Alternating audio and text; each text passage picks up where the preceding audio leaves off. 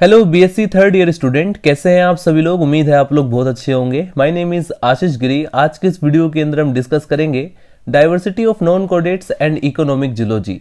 Student, इस semester से already मैं कुछ इंपॉर्टेंट वीडियोस कवर कर चुका हूं जो कि आपके एग्जाम पेपर के लिए मोस्ट इंपॉर्टेंट है। तो अगर आप उन वीडियोस को देखना चाहते हैं तो इसी वीडियो के डिस्क्रिप्शन बॉक्स में आपको एक लिंक मिलेगा। जैसे ही आप उस लिंक पर क्लिक करेंगे आप डायरेक्ट उस प्लेलिस्ट तक पहुंच जाएंगे। स्टूडेंट, आज के इस वीडियो के अंदर हम डिस्कस करेंगे इस सेमेस्टर से एक most important topic, internal structure of paramecium. पिछली वीडियो के अंदर हमने इसके एक्सटर्नल स्ट्रक्चर को कवर किया था। इस वीडियो के अंदर हम इसके इंटरनल स्ट्रक्चर के अंदर आने वाले जितने भी इंपॉर्टेंट पार्ट्स है, डायग्राम्स है, उन सभी को हम डिस्कस करेंगे। इंटरनल स्ट्रक्चर से एग्जाम पेपर में लॉन्ग क्वेश्चन में भी पूछा जाता है और साथ में शॉर्ट क्वेश्चंस भी पूछे जाते हैं, जैसे कि ट्राइकोसिस्ट क्या होता है, कॉन्ट्रैक्टाइल वैक्यूल्स क्या होते हैं, वो सभी इंटरनल स्ट्रक्चर के अंदर आते हैं। एक्टोप्लाज्म, एंडोप्लाज्म के बारे में या मैक्रो या माइक्रो न्यूक्लियाई के बारे में। तो इंटरनल स्ट्रक्चर से रिलेटेड शॉर्ट क्वेश्चन सबसे ज्यादा पूछे जाते हैं। तो चलिए स्टूडेंट, वीडियो को स्टार्ट करते हैं। यदि आप बीएससी के कॉन्सेप्ट को हिंदी में समझना चाहते हैं तो आप इस चैनल से जुड़ सकते हैं। हेडिंग डाल लीजिए, internal structure of paramecium. Paramecium की इंटरनल स्ट्रक्चर के अंदर जो सबसे ज्यादा मोस्ट इंपॉर्टेंट कंपोनेंट होता है वो है साइटोप्लाज्म। पैरामीशियम का जो साइटोप्लाज्म होता है वो दो रीजन्स में डिफरेंशिएट होता है, यानी कि हम कह सकते हैं दो पार्ट्स में डिवाइड होता है। पहला है बाहरी एक्टोप्लाज्म, ये जो है पेरिफेरल पार्ट होता है, यानी कि बाहरी एकदम पेलिकल की सतह से लगा हुआ। दूसरा होता है भीतर की तरफ, यानी अंदर की तरफ जो है एंडोप्लाज्म होता है। तो यदि हम बात करें एक्टोप्लाज्म के बारे में तो इसे हम कॉर्टेक्स भी कह सकते हैं। यह साइटोप्लाज्म का बाहरी पेरिफेरल रीजन होता है और यह स्वच्छ, दृढ़ और डेंस तथा केवल पेरिफेरल पार्ट में ही स्थित रहता है। एक्टोप्लाज्म में केवल ट्राइकोसिस्ट और इंफ्रासिलरी सिस्टम प्रेजेंट रहता है। ध्यान रखना आप लोग, एक्टोप्लाज्म के अंदर दो स्ट्रक्चर प्रेजेंट है। एक है ट्राइकोसिस्ट, जिसके ऊपर शॉर्ट क्वेश्चन कई बार रिपीट हुआ है, इसके डायग्राम को भी हम डिस्कस करेंगे। साथ में दूसरा है इंफ्रासिलरी सिस्टम। ये दो पार्ट जो है एक्टोप्लाज्म के अंदर आते हैं।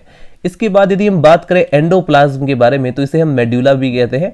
पेरिफेरल पार्ट के भीतर की तरफ जो बड़ा सा रीजन है, जो विस्तृत फैला हुआ रीजन है, उसे हम बोलते हैं एंडोप्लाज्म। यह ग्रेन्युलर सेमी लिक्विड होता है। इसमें mitochondria, Golgi body, ribosome, reserve food materials, कण व इसके अलावा स्टूडेंट न्यूक्लियस होता है, कॉन्ट्रैक्टाइल वैक्यूल होती हैं, फूड वैक्यूल्स भी इसी के अंदर प्रेजेंट रहती है। तो हमने देखा कि पैरामीशियम की जो बॉडी के अंदर जो साइटोप्लाज्म होता है वो दो पार्ट में डिवाइड है। एक है एक्टोप्लाज्म, दूसरा है एंडोप्लाज्म। अब हम डिस्कस करते हैं स्टूडेंट एक्टोप्लाज्म के अंदर पाए जाने वाली नंबर फर्स्ट स्ट्रक्चर ट्राइकोसिस्ट के बारे में। एग्जाम पेपर में कई बार शॉर्ट क्वेश्चन में पूछा गया है तो इसके बारे में आप लोग शॉर्ट नोट्स भी बनाएंगे, ठीक है। ट्राइकोसिस्ट जो होता है वो एक तर्कवाकार व ओवल शेप्ड थैली के समान स्ट्रक्चर होती हैं। ये बॉडी के सरफेस के साथ समकोण बनाते हैं और ये सीलिया के अल्टरनेट यानी एकांतर में स्थित होते हैं और पेलिकल के हेक्सागोनल डिप्रेशंस के अगले व पिछले उभारों यानी रिज पर खुलते हैं। अगर हम बात करें ट्राइकोसिस्ट के लेंथ की तो ये 2 से 4 माइक्रोन तक लंबे होते हैं। प्रत्येक ट्राइकोसिस्ट में एक साफ्ट होती है, जैसे कि आप लोग डायग्राम देखेंगे, ये इसकी साफ्ट है, ठीक है। इसके बाद आप लोग लिखेंगे साफ्ट के अगले सिरे पर एक नुकीला स्पाइक होता है। ये जो आप लोग देख रहे हैं ये नुकीला सा आपको स्पाइक भी दिखाई दे रहा होगा, जो कि एक टोपी, एक कैप से ढका रहता है। एक्साइटेड यानी उत्तेजित होते ही ट्राइकोसिस्ट जल शोषित करके यानी वाटर को एब्जॉर्ब करके एकदम से दब जाता है और इसका चिपचिपा पदार्थ एक पतले व नुकीले धागे के रूप में निकल आता है। डिस्चार्ज ट्राइकोसिस्ट का स्पाइक एक उल्टी कील की तरह होता है और इसके नीचे की ओर धारीदार युक्त साफ्ट होता है, ठीक है। डायग्राम में आप लोग देखेंगे। अगर एग्जाम पेपर में ट्राइकोसिस्ट का डायग्राम बनाना हो तो इस प्रकार से आप लोग डायग्राम बनाएंगे। ये देखो ऊपर की तरफ आपको कैप दिखाई दे रही होगी, ये इसका स्पाइक है और ये स्पाइक का बेस है। इसमें आप लोग डायग्राम में, दूसरे डायग्राम में भी देख सकते हैं, इसमें ऊपर की तरफ आपको कैप दिखाई दे रही है और ये है स्पाइक और ये है हमारा बेसिस ऑफ स्पाइक। वो एकदम क्लियर डॉट के रूप में आपको दिखाई दे रहा होगा और ये इसके अंदर एक स्वेलिंग सब्सटेंस होता है, फूलने वाला एक पदार्थ होता है। तो ट्राइकोसिस्ट के फंक्शन के बारे में काफी मतभेद है, यानी कंट्रोवर्सी है। कुछ वैज्ञानिकों के अनुसार पैरामीशियम को आधार से चिपकाए रखने में सहायक होता है, यानी कुछ वैज्ञानिक मानते हैं कि पैरामीशियम की बॉडी को किसी आधार से, किसी सब्सटेंस से चिपकाने में ट्राइकोसिस्ट मदद करता है, हेल्प करता है। कुछ अन्य वैज्ञानिकों का मानना है कि ट्राइकोसिस्ट से शिकार को मारने के लिए एक विषैला पदार्थ, एक टॉक्सिक मटेरियल को सेक्रेट किया जाता है और एक बार विसर्जित होने के बाद, यानी एक बार अगर सीक्रेट हो जाने के बाद ट्राइकोसिस्ट जो होते हैं वो डैमेज हो जाते हैं और इसके स्थान पर काइनेटोस्टोम से नए ट्राइकोसिस्ट बनते हैं। तो ये स्टूडेंट्स हमने डिस्कस किया ट्राइकोसिस्ट के बारे में और ध्यान रखना है मोस्ट इंपॉर्टेंट है शॉर्ट क्वेश्चन के लिए। अब हम डिस्कस करते हैं इंफ्रासिलियरी सिस्टम के बारे में। पेलिकल के ठीक नीचे बेसल बॉडी तथा काइनेटोडेस्मेटा से बना इंफ्रासिलियरी सिस्टम होता है।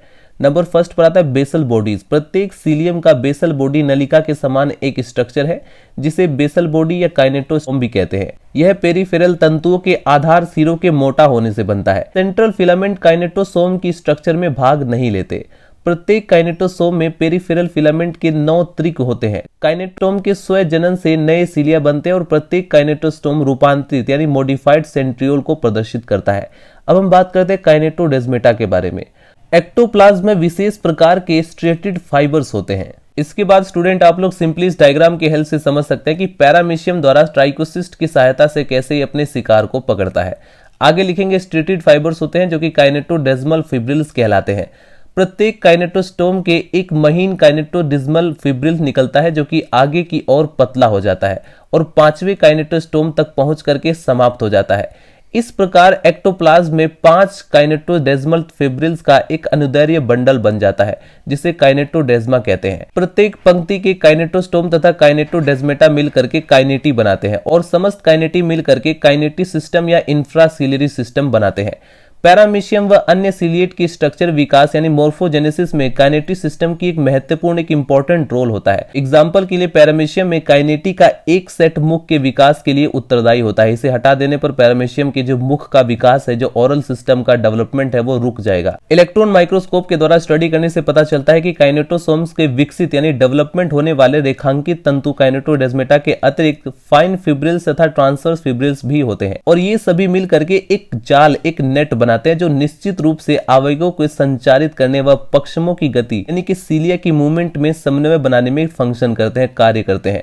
अब हम डिस्कस करते हैं स्टूडेंट न्यूक्लियाई के बारे में। पैरामीशियम में 2 प्रकार की न्यूक्लियाई पाई जाती हैं, तो उसके बारे में हम स्टडी करते हैं क्योंकि एग्जाम पेपर में कई बार शॉर्ट क्वेश्चन में न्यूक्लियाई के बारे में भी पूछा जाता है। तो पैरामीशियम कोडेटम में साइटोस्टोम के समीप एंडोप्लाज्म में 2 न्यूक्लियस होते हैं।